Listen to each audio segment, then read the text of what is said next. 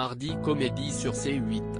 Ce 16 mars, la chaîne diffusera Fonzie, un film sorti en 2013 et réalisé par Isabelle Doval dans lequel José Garcia interprète Diego Costa, un éternel adolescent de 42 ans qui découvre qu'il est le géniteur de 533 enfants suite à des dons de sperme effectués il y a 20 ans.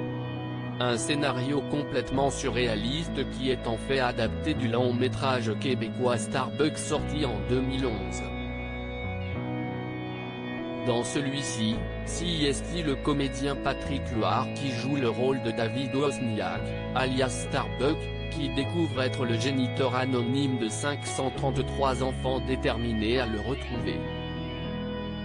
En rachetant les droits du film qui avait rencontré un grand succès au Canada, Isabelle Doval a même réussi à devancer Steven Spielberg, qui a lui aussi adapté cette histoire pour le cinéma américain. Son remake, produit par DreamWorks s'intitulait Delivery Man et est sorti dans les salles en 2013 quelques jours après Fonzie.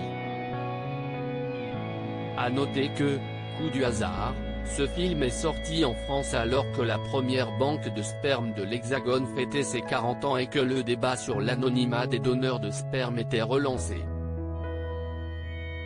Un succès en demi-teinte pour Fonzie si l'histoire du film, son casting encore sa bande son composés par André Manoukian, avait tout pour séduire, le succès de Fonzie dans les salles fut plutôt mitigé.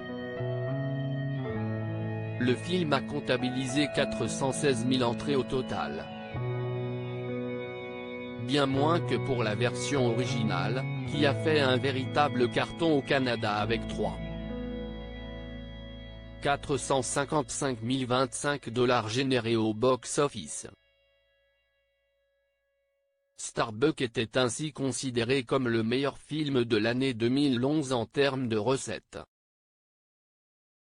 Le film était également ressorti lauréat de 3 Genies, l'équivalent des Césars au Canada, et avait été sélectionné au Festival international du film de Toronto.